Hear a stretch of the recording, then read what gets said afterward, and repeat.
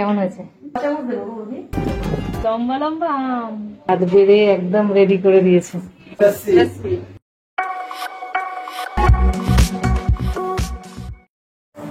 চলে এসেছি ঘুরে টুরে বাড়িতে। মোটামুটি এখন বাজে 7টা প্রায়।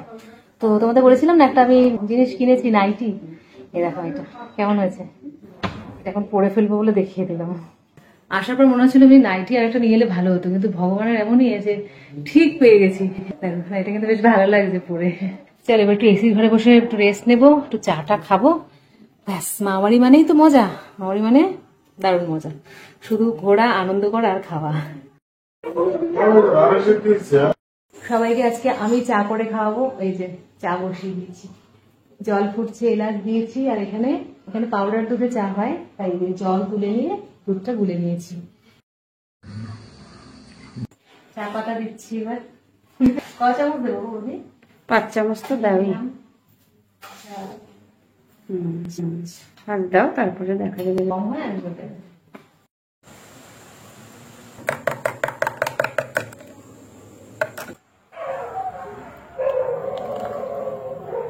এই কালারেই বাঙালি পাগল। আমরা কজন মিলে করছি দেখাচ্ছি। এই 3 জন করে দিলাম গ্যাসটা। হয়ে গেছে আমাদের চা রেডি। এবার আমরা চাটা পরিবেশন করে দিচ্ছি, মানে বেড়ে দিচ্ছি আমি, তারপর হবে পরিবেশন।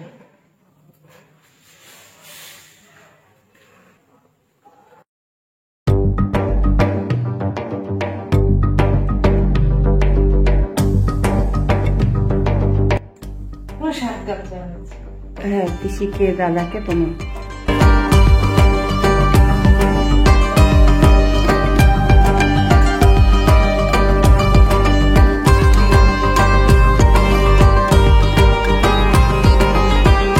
এখানে চা খাবে?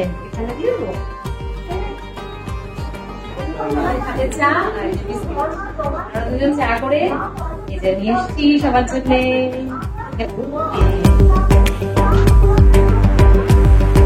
মেজো বৌদি এবার বিকালের জন্য এই যে টিফিন বানাচ্ছে।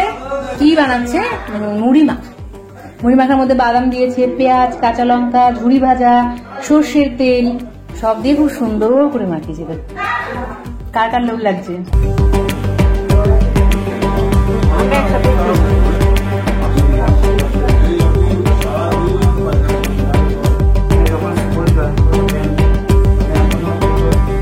আমার ভাইপো, দাদার ছেলে, আর্টের ক্লাস নিচ্ছে। হতে পারে তোমাদের জন্য ইন্সপিরেশনাল, তাই একটু দেখালাম। এইভাবে কিন্তু ক্লাস নেওয়া যেতে পারে।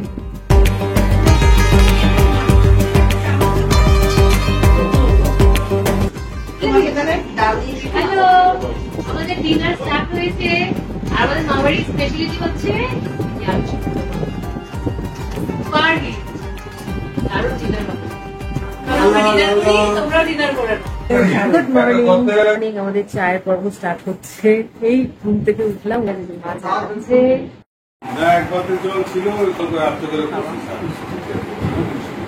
চা খেলাম। আর এখানে মেজমামি রান্নাঘরে এলাম। মেজমামি এখন আবার রুটি বানিয়েছে, যে রুটি তরকারি এখন খাচ্ছি, আর খেতে খেতে মেজমামির সাথে গল্প করছি।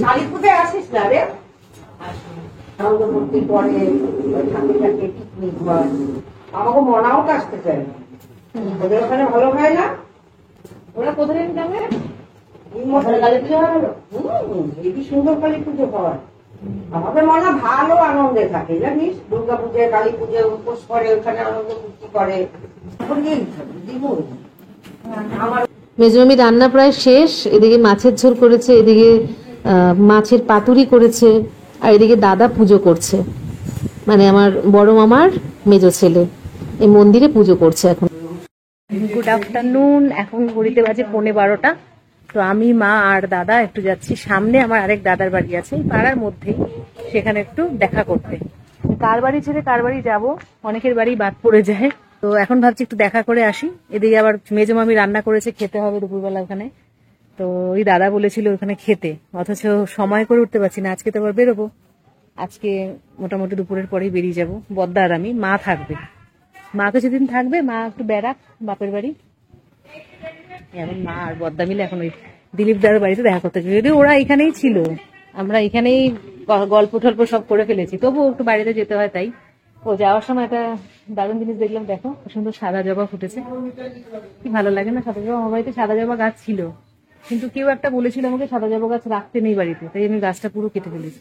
কিন্তু দেখতে কি ভালো লাগছে, এখন মনে হচ্ছে না আমিও বাড়ি থেকে সাদা জবা গাছ আনবো। কি হবে, ফুল মানেই ভালো, ফুল আবার খারাপ কি, তাই না?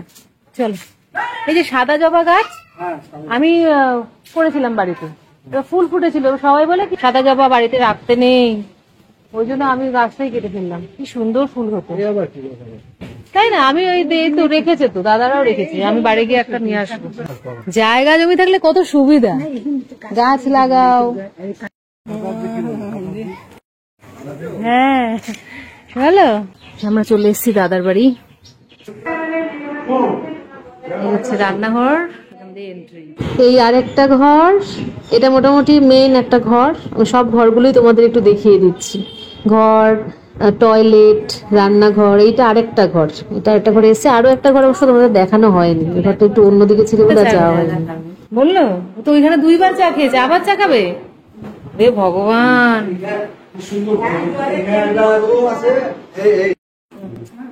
বাথরুমের টাইলসের ডিজাইনটা খুব সুন্দর, রান্নাঘরের টাইলসের ডিজাইনটাও আমার খুব ভালো লেগেছে, মানে বেশ সুন্দর, ব্রাউনের উপরে কালার শেডটা রয়েছে। এসে লাস্তি দিল বৌদি, লাস্তি খাচ্ছি।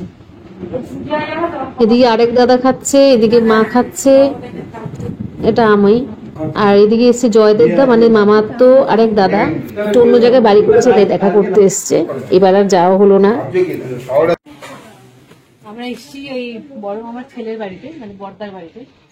দেখো এসে একটা জিনিস এত ভালো লাগলো, না দেখে আর পারলাম না, লম্বা লম্বা আম, দেখি আম্রপালি আম মনে হয়, হ্যাঁ কি সুন্দর। দেখো নিচে ঝুলে আছে আমগুলো, উপরে খুব একটা দেখতে পাবে না, উপরে খুব একটা দেখা, এই তো এখানে আছে, এই যে এখানে একটা আছে, এইদিকে নিচে নিচে হয়েছে, ভালোই হয়েছে, অনেক মিষ্টি পোকারে চিনমিন করে, ভালোই হয়েছে, তুলতে সুবিধা।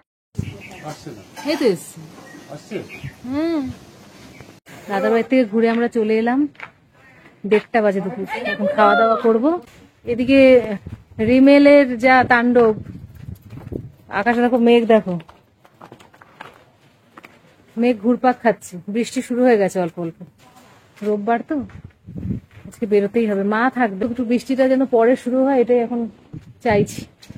এখন খেতে বসবো, বললাম মেজে মামির ঘরে আজকে খাওয়া আছে, মেজে মামি কখন থেকে রান্না টান্না করে বসে আছে, এই বড়া ভাজছে। এসো না, আসিস রে ষষ্ঠীতে, জামাই রে নাতি রে নিয়ে।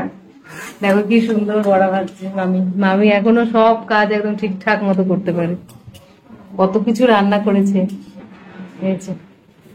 ভাত বেড়ে একদম রেডি করে দিয়েছে বৌদি আমাদের পরিবেশনে। এটা হচ্ছে স্পেশাল পাতুরি, ভোলা মাছের পাতুরি, মামির খুব সুন্দর রান্না। আমরা এখন খেয়ে নিই, তারপর কথা বলছি। এখন কি আবার লস্যি? দাও সবাইকে দাও, আই এম নট। এটা আগেই করতাম, কিন্তু তোমরা বড় বাড়ি গেছো তো, তাহলে ওখানে কাজ করছি।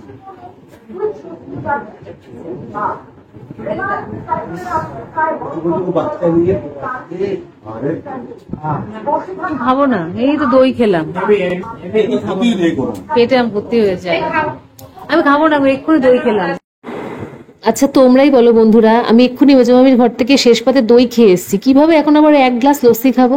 কিছুতেই কেউ শুনবে না। যাই হোক, এই লস্যি খেয়ে যদি আবার পেট না ফাটে তাহলে আবার কাল দেখা হচ্ছে, বাই।